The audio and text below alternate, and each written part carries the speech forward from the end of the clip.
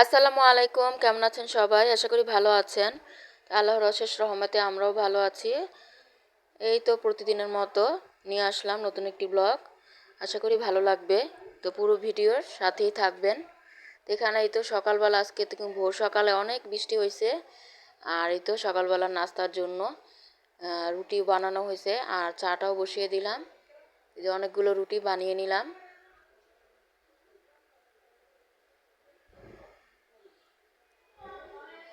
আর এই তো নাস্তা এখনও তো মেয়েরা ঘুম থেকে উঠে নাই। তো নাস্তাটা রেডি করে তারপর আমার মা তো এখান দিয়ে এই তো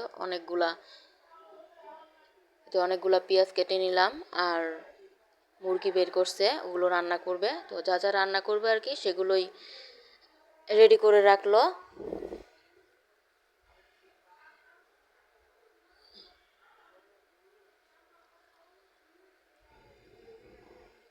তো ওগুলো তো ভিজতেও সময় লাগবে, এজন্য আগে থাকতে বের করে ভিজিয়ে রাখছে। আর এই তো লাল শাক রান্না করবে। তো লাল শাকটা আমার মা ধুয়ে নিচ্ছে আর আমি এই যে রুটি ভেজেও নিলাম। তো রুটি ভেজে এখন নাস্তাটা করে নিচ্ছি।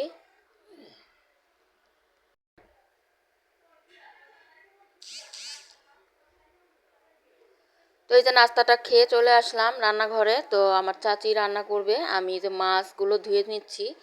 আর মুরগি, ওই তো মুরগি মাছ এগুলো ধুয়ে ক্লিন করে দিব। এদিক দিয়ে ডালও বসানো হয়ে গেছে। ডালটা কিন্তু বাগারও দিয়ে দিল আর ধনিয়া পাতা দিয়ে দিছে। এখন এই যে মাছ ভেজে নিচ্ছে।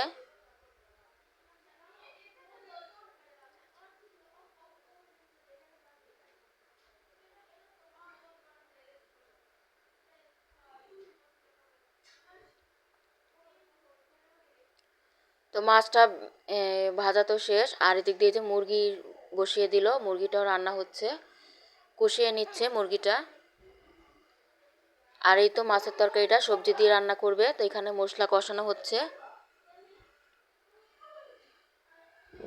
দুল দিয়ে আলু দিয়ে মাছটা রান্না করবে। তো সবজিটা দিয়ে দিল, এখন সবজিটা দিয়ে ভালোভাবে নেড়ে চেড়ে কষিয়ে নেওয়ার পর এরপরে ঝোলের জন্য পানি দিয়ে দিবে। এই তো পানি তো দিয়ে দিছে আরও আগেই, বলক চলে আসছে। এখন তো মাছগুলো উপর দিয়ে দিচ্ছে।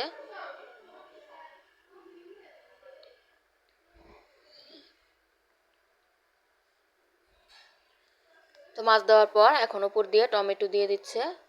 আর এই তো মুরগি তো কষানোর পর পানিও দিয়ে দিচ্ছে ঝোলের জন্য। এখন এই তো কয়েক ফালি কাঁচামরিচ দিয়ে দিল। তো রান্না বাড়ার পর এরপরে আর ভিডিওটা অন করা হয় নাই। এখনই তো আমার মা সবাইকে খাবার বেড়ে দিচ্ছে।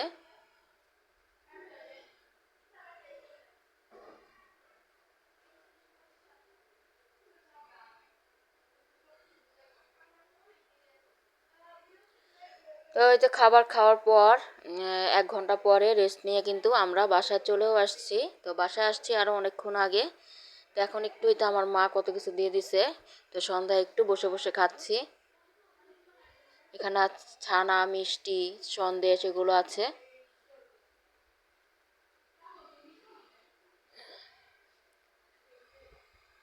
তো মেয়েদেরকে বলতেছি খেতে, ওরা খাচ্ছে না, তো আমি খেয়ে নিচ্ছি।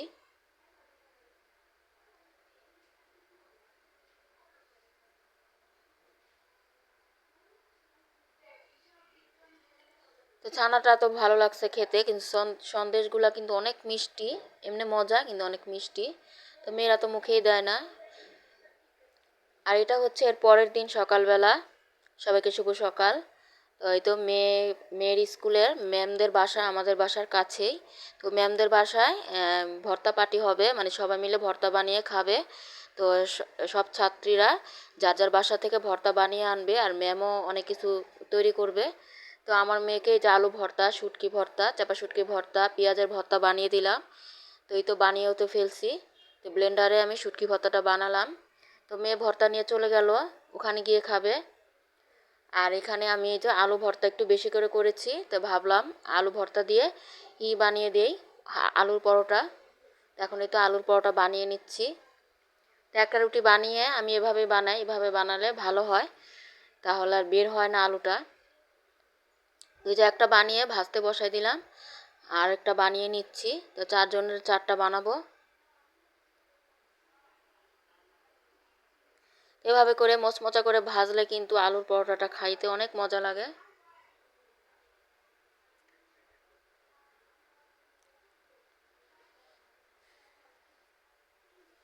এই তো ভেজে নিলাম 2টা পরোটা। আর মেয়ে তো চলে গেছে, ওর জন্য বানিয়ে রাখছি, ও পরে খাবে।